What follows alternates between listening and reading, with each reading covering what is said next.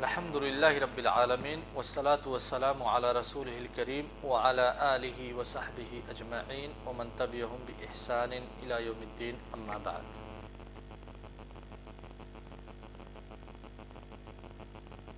آج کا درس جمعرات کے درس کا تتمہ ہے۔ جمعرات کے درس میں یہ گفتگو کی گئی تھی کہ اہل سنت والجماعت کا اعتقاد کیا ہے کسی کے جنتی ہونے یا کسی کے جہنمی ہونے کی شہادت کے بارے میں۔ علامہ یا امام طحاوی رحمہ اللہ نے بالکل واضح کر دیا تھا کہ ہم کسی کے بھی جنتی ہونے کی شہادت دینے کے قائل نہیں ہیں اور نہ ہی کسی کے جہنمی ہونے کی شہادت کے قائل ہیں۔ جو مسلمان ہیں ان کی بات ہو رہی ہے طبعاً۔ اس کے بعد مسئلہ ذکر کیا گیا تھا کہ کیا کسی کو بھی جنتی ہونے کی شہادت نہیں دے سکتے؟ تو مسئلہ میں دو اقوال پیش کیے گئے تھے۔ ایک قول یہ تھا کہ ہاں کچھ افراد ایسے ہیں جن کے جنتی ہونے کی ہم شہادت دیں گے، جن میں انبیاء ہیں، ٹھیک ہے، یا رسول صلی اللہ علیہ وسلم نے جن کا نام لے کر کے بتلایا ہے وغیرہ۔ اور دوسرا قول یہ تھا کہ اللہ کے رسول صلی اللہ علیہ وسلم نے جن کے جنتی ہونے کی بشارت دی ہے ان کے جنتی ہونے کی ہم بشارت دے سکتے ہیں، یعنی جن کے بارے میں نص موجود ہے، چاہے وہ افراد ہوں یا جماعات ہوں۔ افراد جیسے عشرہ مبشرین، ٹھیک ہے، حضرت ابوبکر، حضرت عمر وغیرہ، یا پھر جماعت جیسے وہ لوگ جنہوں نے بیعت الرضوان میں شرکت کی تھی، ٹھیک ہے شباب، یا پھر وہ لوگ جنہوں نے جنگ بدر میں اللہ کے رسول صلی اللہ علیہ وسلم کا ساتھ دیا تھا۔ تو پھر ایسے لوگوں کے جنتی ہونے کی بشارت نص شریعت میں موجود ہے، لہذا ان تمام لوگوں کو جنتی ہونے کی ہم بشارت دے سکتے ہیں اور ان کے جنتی ہونے کی گواہی بھی دے سکتے ہیں۔ البتہ جن کے بارے میں نص موجود نہیں ہے ان کے بارے میں ہمارا موقف کیا ہوگا؟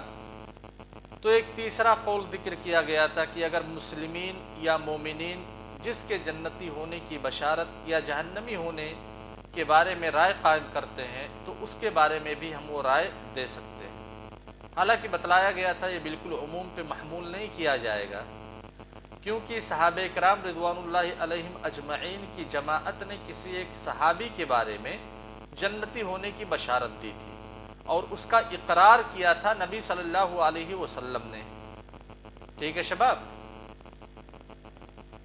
تو گویا کہ اقرار جب شامل ہے نبی صلی اللہ علیہ وسلم کا تو وہ بھی سنت ہے، وہ بھی شریعت ہے یا نہیں ہے؟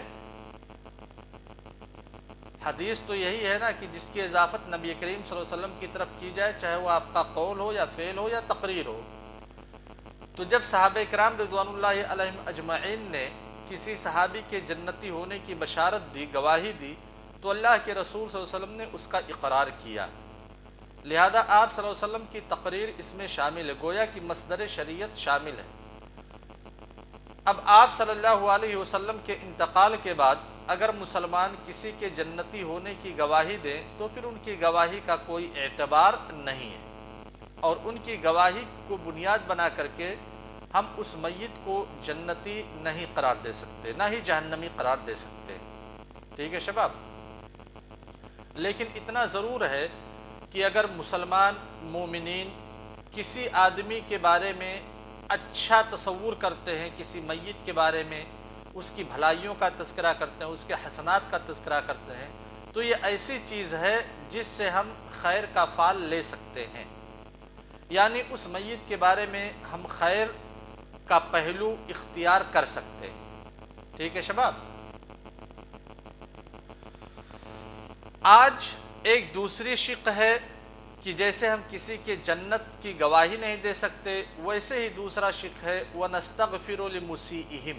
علامہ طحاوی رحمہ اللہ کہتے ہیں وَنَسْتَغْفِرُ لِمُسِیئِہِمْ، یعنی جو مسلمانوں میں سے گنہگار ہیں، خطا کار ہیں، ہم ان کے لیے اللہ تبارک و تعالیٰ سے غفران کا مطالبہ کرتے ہیں۔ محسنین کے لیے بھی ہم اللہ تبارک و تعالیٰ سے دعا کرتے ہیں کہ اللہ تبارک و تعالیٰ ان کی زلات اور ان کی خطاؤں کو معاف فرمائے، انہیں جنت میں داخل کریں۔ اور جو مسیئین ہیں یعنی جو جن لوگوں نے برے کام کیے ہیں ان کے لیے ہم استغفار کرتے ہیں، اور اللہ تبارک و تعالیٰ نے استغفار کرنے کا حکم دیا ہے مسیئین کے لیے۔ بذات خود انسان سے جو گناہ سرزد ہوتا ہے اس گناہ سے استغفار کا حکم دیا ہے، لہذا فرمایا وَاسْتَغْفِرْ لِذَنْبِكَ وَلِلْمُؤْمِنِينَ وَالْمُؤْمِنَاتِ، آپ اپنے گناہوں کی مغفرت کا مطالبہ کیجئے۔ یہ نبی کریم صلی اللہ علیہ وسلم کو خطاب کر کے کہا گیا ہے، آپ اپنے گناہوں کی مغفرت کا مطالبہ کیجئے اور مسلمین اور مسلمات کے گناہوں کی بھی مغفرت کا مطالبہ اللہ تبارک و تعالیٰ سے کیجئے۔ لہذا استغفار یہ تمام مسلمانوں کے حق میں جائز ہے۔ سمجھ گئے نا شباب؟ اور یہ اللہ تبارک و تعالیٰ کی سنت رہی ہے، یہ انبیاء کرام کی سنت رہی ہے۔ انبیاء کرام نے اپنے لیے اور اپنی قوم کے لیے، اپنی قوم میں جو اہل ایمان تھے ان تمام لوگوں کے لیے استغفار کیا۔ جیسے کہ حضرت نوح علیہ السلام کا ذکر کرتے ہوئے جب اللہ تبارک و تعالیٰ نے کہا، ان کی دعا کا تذکرہ کیا تو کہا رب اغفر لی، اللہ تبارک و تعالیٰ مجھے بخش دے، مجھے معاف فرما دے، ولی والدیہ، اور میرے والدین پر رحم فرما، ان کی خطاؤں کو معاف فرما، وَلِمَنْ دَخَلَ بَيْتِيَ مُؤْمِنًا وَلِلْمُؤْمِنِينَ، اور ہر اس شخص کے لیے جس نے میرے دین کو معتبر مانا، یعنی جو بھی میرے اوپر ایمان لایا اللہ تبارک و تعالیٰ ان کی بھی خطاؤں کو معاف فرما۔ ایسے ہی حضرت ابراہیم علیہ السلام کی دعا کا تذکرہ کیا، کہا ربنا اغفر لی ولوالدی وللمؤمنین یوم یقوم الحساب، کہ حساب و کتاب کے دن اللہ تبارک و تعالیٰ میری مغفرت فرمانا، میرے والدین کی مغفرت کر اور پھر مومنین کی مغفرت کر۔ ٹھیک ہے شباب؟ اپنے مومنین بھائیوں کے لیے، اپنے مسلمان بھائیوں کے لیے مغفرت کرنا یا مغفرت کا مطالبہ کرنا، استغفار کرنا، یہ فعل خیر ہے، اور اللہ تبارک و تعالیٰ نے ان لوگوں کی تعریف کی ہے جن لوگوں نے اپنے مومنین بھائیوں کے لیے استغفار کیا، اپنے مسلمان بھائیوں کے لیے استغفار کیا، ان کی مدح و ثنا کی ہے اللہ تبارک و تعالیٰ نے۔ لہذا ارشاد فرماتے ہیں والذین جاءوا من بعدہم، جو متأخرین لوگ ہیں مسلمانوں میں سے، وہ کیا کہتے ہیں؟ یقولون، وہ لوگ کہتے ہیں ربنا اغفر لنا، اللہ تبارک و تعالیٰ تو ہمیں معاف فرما دے، وَلِإِخْوَانِنَا الَّذِينَ سَبَقُونَ بِالْإِيمَانِ، اور ہمارے ان بھائیوں کی خطاؤں کو بھی معاف فرما، ان بھائیوں کی خطاؤں کو بھی درگزر فرما جو ہم سے پہلے ایمان میں سبقت کر لے گئے، یعنی جو ہم سے پہلے مومن ایمان ہی کی حالت میں جن کا انتقال ہوا ہے۔ وَلَا تَجْعَلْ فِي قُلُوبِنَا غِلًّا لِلَّذِينَ آمَنُوا، اور مومنین کے خلاف اللہ تبارک و تعالی ہمارے دل میں کسی قسم کی کوئی کدورت باقی نہ رکھ۔ تو ایک مسلمان کا شیوا ہونا چاہیے، ایک مومن کا شیوا ہونا چاہیے کہ وہ اپنے مسلمان بھائی، اپنے مومن بھائی کے تئیں استغفار کا اہتمام کرے، بذات خود اپنے لیے اور اپنے دوسرے مسلمان بھائیوں کے لیے بھی۔ ٹھیک ہے شباب؟ اس کے بعد کہتے ہیں وَنَخَافُ عَلَيْهِمْ وَلَا نُقْنِطُهُمْ، یعنی نخاف علی المسیئین من عقاب اللہ، ہم ایک طرف استغفار تو کر رہے ہیں لیکن دوسری طرف یہ اندیشہ بھی ہمارے ذہن میں ہونا چاہیے کہ اللہ تبارک و تعالی چاہے تو ان کو اپنے عقاب میں ڈال سکتا ہے، چاہے تو ان کو عقاب سے دوچار کر سکتا ہے۔ ٹھیک؟ لہذا مرجیہ کی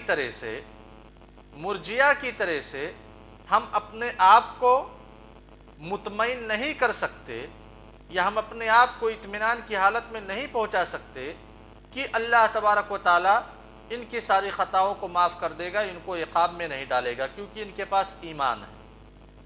مرجیہ کا اعتقاد تو یہ ہے نا کہ جب ایمان ہے تو پھر کوئی بھی عمل ایمان کے اوپر متاثر نہیں ہوگا۔ سمجھ گئے شباب؟ لہذا مرجیہ کی طرح سے ہم اپنے دل کو مطمئن بھی نہیں کر رہے ہیں اپنے مسلمان بھائیوں کے حق میں جو مسیئین ہیں کہ اللہ تعالیٰ ان کو عذاب سے دوچار نہیں کرے گا، عذاب میں ان کو عذاب میں ان کو ڈالے گا نہیں یا پھر ان کا مواخذہ نہیں کرے گا، بلکہ ہم ڈرتے ہیں اللہ تبارک و تعالیٰ کے عذاب سے۔ وَلَا نُقْنِطُهُمْ، اور نہ ہی خوارج کی طرح سے اور معتزلہ کی طرح سے ہم مایوسی کے شکار ہوتے ہیں اپنے مسلمان مسیئین بھائیوں کے حق میں۔ معتزلہ اور خوارج نے کیا کیا؟ خوارج نے تو کہا کہ بھائی وہ کافر ہو گیا، لہذا کافر کے لیے اب جنت ہے؟ نہیں ہے نا۔ معتزلہ نے کہا یا خوارج نے کہا کہ جو مسیئین ہیں ان کے لیے مغفرت کی امید نہیں کی جا سکتی، نہ ہی ان کے لیے رحمت کی امید کی جا سکتی ہے، نہ ہی وہ لوگ جنت میں داخل ہوں گے۔ تو یہ بہت بڑا سائیڈ ایفیکٹ ہے دونوں فرقوں کا، مرجیہ کا بھی اور خوارج کا بھی۔ اگر کوئی انسان یہ جان لے کہ لا الہ الا اللہ محمد الرسول اللہ کے اقرار کرنے کے بعد چاہے جو کرے وہ جنت میں جائے گا، تو پھر وہ برائیوں سے اجتناب کرے گا۔ ہاں شباب، بھلائی وہ کرے گا نہیں، برائیوں سے اجتناب نہیں کرے گا، کیونکہ اسے سرٹیفکیٹ دے دی گئی ہے کہ آپ چاہے جو کرو گے جنت میں جاؤ گے، آپ کو کوئی نقصان نہیں ہوگا۔ تو پھر وہ کسی برائی سے اجتناب نہیں کرے گا، کسی بھلائی کے کام میں سبقت کرنے کی کوشش نہیں کرے گا۔ ایسے ہی جو خوارج ہیں، معتزلہ ہے، اگر ان کے قول کو نافذ کر دیا جائے اور یہ کہا جائے جس سے کوئی گناہ ہو گیا پھر وہ جہنم میں جائے گا، جنت میں داخل نہیں ہو سکتا، تو ایسے انسان مایوسی کا شکار ہو جائے گا کہ نہیں؟ ارے ایک کبیرہ کا اس نے ارتکاب کر لیا، اب کبیرہ کا ارتکاب کر لیا، فتویٰ پوچھا گیا، کہا نہیں آپ جہنم میں جاؤ گے، آپ جنت میں داخل نہیں ہو سکتے، تو پھر اس کے بعد جب جہنم میں ہی جائے گا تو پھر دنیا کی لذتوں سے کیوں نہیں وہ محظوظ ہوگا؟ یہی تو سوچے گا کہ اب ہمارے حق میں تو جہنم لکھ دیا گیا ہے، لہذا جتنی برائیاں کرنی ہے کر لیں، بھلائی کرنے کا فائدہ کیا ہے؟ اسی لیے اہل سنت والجماعت کا جو اعتقاد ہے وہ وسطیت اور اعتدال پر مبنی ہے، اور ہمیشہ یہ اہل سنت والجماعت کا طرہ امتیاز رہا ہے کہ ایمان کے سلسلے میں، دین کے سلسلے میں، اہل کبائر کے سلسلے میں، صحابہ کرام کے سلسلے میں، اہل معاصی کے سلسلے میں، مسلمین کے حق میں اہل سنت والجماعت کا اعتقاد ہمیشہ متوسطانہ رہا ہے، معتدل رہا ہے۔ ٹھیک ہے شباب؟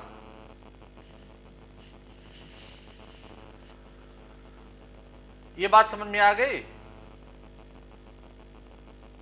اس کے بعد کہتے ہیں، یہی ان لوگوں کے عقیدے کی خرابیاں بیان کرتے ہوئے کہ مرجیہ اور خوارج کے عقیدے کی خرابیاں کیا ہیں، اس کا سائیڈ ایفیکٹ کیا ہے، کہتے ہیں وَالْأَمْنُ وَالْإِيَاسُ يَنْقُلَانِ عَنْ مِلَّةِ الْإِسْلَامِ وَسَبِيلُ الْحَقِّ بَيْنَهُمَا لِأَهْلِ الْقِبْلَةِ۔ والامن یعنی اللہ تبارک و تعالیٰ کے عقاب سے مامون ہو جانا، اللہ تبارک و تعالیٰ کے عقاب کا اندیشہ نہ ہونا، یہ لوگوں کو سرکشی پہ ابھارتا ہے، لوگوں کے اندر سے اسلام کو نکال کر کے باہر کر دیتا ہے۔ اسی لیے قرآن کریم میں متعدد مقامات پر اللہ تبارک و تعالیٰ نے ان لوگوں کی سخت گرفت کی ہے جو اللہ تبارک و تعالیٰ کے عذاب سے مأمون ہو جاتے ہیں، یعنی مطمئن ہو جاتے ہیں کہ ان کو اللہ تعالیٰ کا عذاب نہیں آئے گا یا اللہ تعالیٰ ان کا مواخذہ نہیں کرے گا۔ سمجھ گئے نا شباب؟ جیسے اللہ تعالیٰ نے سورہ اعراف میں ارشاد فرمایا أَفَأَمِنَ أَهْلُ الْقُرَىٰ أَن يَأْتِيَهُمْ بَأْسُنَا بَيَاتًا وَهُمْ نَائِمُونَ، کیا بستی والے بالکل مطمئن ہو گئے ہیں کہ ان کے پاس ہمارا کوئی عذاب نہیں آئے گا؟ او امن اہل القرى ان یاتیہم بأسنا ضحا وهم یلعبون افامنوا مکر اللہ فلا یأمن مکر اللہ الا القوم الخاسرون۔ وہی لوگ اللہ تبارک و تعالیٰ کے عقاب سے، اللہ تبارک و تعالیٰ کے وعید سے مامون ہو سکتے ہیں، مطمئن ہو سکتے ہیں جو لوگ خسارے میں، خسارہ دین کا، دنیا کا۔ سمجھے نا شباب؟ تو مرجیہ نے جو اپنا قاعدہ بنایا ہے، اس قاعدے کے ثمرات کیا ہے؟ انسان کا خسارہ، دنیاوی خسارہ اور دین کا خسارہ، کیونکہ مرجیہ کے قاعدے کے مطابق لا یضر مع الایمان ذنب کہ جب ایمان ہے تو کوئی گناہ افیکٹو نہیں ہوگا، لہذا انسان کو بالکل مامون ہونا چاہیے، مطمئن ہونا چاہیے اگر وہ ایمان لے کر کے چلا آیا کہ اب اللہ تعالیٰ کا کوئی عذاب، اللہ تبارک و تعالیٰ کے کسی بھی عقاب کا وہ شکار نہیں ہوگا۔ تو کون لوگ مطمئن ہوتے ہیں اللہ تعالیٰ کے عقاب سے؟ وہ لوگ جو خسارے میں ہیں، اللہ تعالیٰ نے خود قرآن کریم میں کہا۔ ٹھیک ہے شباب؟ اس کے بعد کہا وَالْيَأْسُ وَالْأَمْنُ وَالْإِيَاسِ، الْإِيَاس یعنی یأس، یأس کہتے ہیں ضد الرجاء، یعنی کسی چیز کی آپ امید کرتے ہیں اس کے اپوزٹ، نا امیدی۔ ٹھیک ہے شباب؟ نا امیدی کا سبق کون دیتا ہے؟ قنوط کا سبق کون دیتا ہے؟ نا امیدی کا سبق ہمیں ملتا ہے خوارج اور معتزلہ کے اعتقاد سے۔ جس طرح سے مرجیہ کے اعتقاد سے ہمیں طمانینت اور امن کا سبق ملتا ہے اللہ تبارک و تعالیٰ کے عقاب سے، ویسے ہی خوارج اور معتزلہ کے عقیدے کے مطابق اللہ تبارک و تعالیٰ کی رحمت سے ہمیں نا امیدی کا سبق ملتا ہے۔ ٹھیک شباب؟ اچھا، اللہ تعالیٰ کی رحمت سے نا امید کون لوگ ہوتے ہیں؟ کیا یہ مسلمانوں کا شیوا ہے کہ اللہ تعالیٰ کی رحمت سے نا امید ہوں؟ نہیں، اللہ تبارک و تعالیٰ کہتے ہیں إِنَّهُ لَا يَيْأَسُ مِن رَوْحِ اللَّهِ إِلَّا الْقَوْمُ الْكَافِرُونَ، لا يَيْأَسُ مِن رَوْحِ اللَّهِ إِلَّا الْقَوْمُ الْكَافِرُونَ، یا کہا مسلمون، الکافرون یعنی جو لوگ اللہ تعالیٰ کی رحمت سے نا امیدی کے شکار ہیں وہ مسلمان نہیں ہیں۔ ایک مسلمان اللہ تعالیٰ کی رحمت سے نا امید اور مایوس نہیں ہو سکتا، یہ کفار کی صفت ہے، اللہ تعالیٰ کی رحمت سے نا امید ہونا یا مایوس ہونا۔ سمجھے نا شباب؟ لہذا نتیجہ کیا نکلتا ہے کہ اگر ہم معتزلہ اور خوارج کے بتائے ہوئے اعتقاد پر چلتے ہیں تو وہ اعتقاد مسلمانوں کا اعتقاد نہیں ہو سکتا بلکہ کافروں کا اعتقاد ہو سکتا ہے۔ واضح شباب؟ ایسے ہی دوسری جگہ پہ ارشاد فرمایا وَمَن يَقْنَطُ مِن رَحْمَةِ رَبِّهِ إِلَّا الضَّالُّونَ، مایوسی اللہ تبارک و تعالیٰ کی رحمت سے یہ کن کا شیوا ہے؟ ضالون یا مہتدون؟ ضالون جو لوگ گمراہ ہیں، راہ حق سے بھٹکے ہوئے ہیں، ان کا شیوا ہے۔ اور مایوسی اور قنوط، نا امیدی، یہ در حقیقت توبہ کے انکار کا باعث ہے کہ جب انسان نا امید ہو جائے گا کہ اب اس نے کبیرہ کا ارتکاب کر لیا، اب اس کے لیے کوئی چارہ نہیں ہے، وہ جہنم میں جائے گا، تو کیا انسان اپنے اس گناہ سے توبہ کرے گا؟ نہیں توبہ کرے گا۔ ارے جب اس کے پاس کوئی آپشن ہی نہیں ہے تو اب وہ کرے گا کیا؟ سمجھ گئے نا شباب؟ لہذا نتیجہ اس کا یہ نکلتا ہے کہ اللہ تعالیٰ نے جو اپنے مومن بندوں کو حکم دیا ہے کہ آپ اپنے گناہوں سے توبہ کیجئے، اللہ تبارک و تعالیٰ آپ کے توبہ کو قبول کرے گا۔ ان ساری آیات کی تکذیب خوارج اور معتزلہ کے اعتقاد سے لازم آتی ہے کہ اب آپ مخلد فی النار رہیں گے، مرتکب کبیرہ ہیں، لہذا توبہ وبہ آپ کا کچھ کام نہیں آئے گا۔ سمجھ گئے شباب؟ حالانکہ اللہ تبارک و تعالیٰ کہتے ہیں إِلَّا مَن تَابَ وَآمَنَ وَعَمِلَ عَمَلًا صَالِحًا، دوسری جگہ پہ کہا إِنَّمَا التَّوْبَةُ عَلَى اللَّهِ لِلَّذِينَ يَعْمَلُونَ السُّوءَ بِجَهَالَةٍ۔ تو یہی خوارج اور معتزلہ کے اعتقاد کے مفاسد ہیں جن کا ذکر کیا گیا۔ وصلی اللہ علی نبینا محمد وعلی آلہ وصحبہ وسلم۔ آگے کے درس میں انشاءاللہ بیان ہوگا کہ وہ کون سی چیزیں ہیں جن کے ذریعہ سے ایک انسان، ایک مسلم اسلام کے دائرے سے باہر نکل جاتا ہے۔ ٹھیک ہے شباب؟ السلام علیکم ورحمۃ اللہ وبرکاتہ۔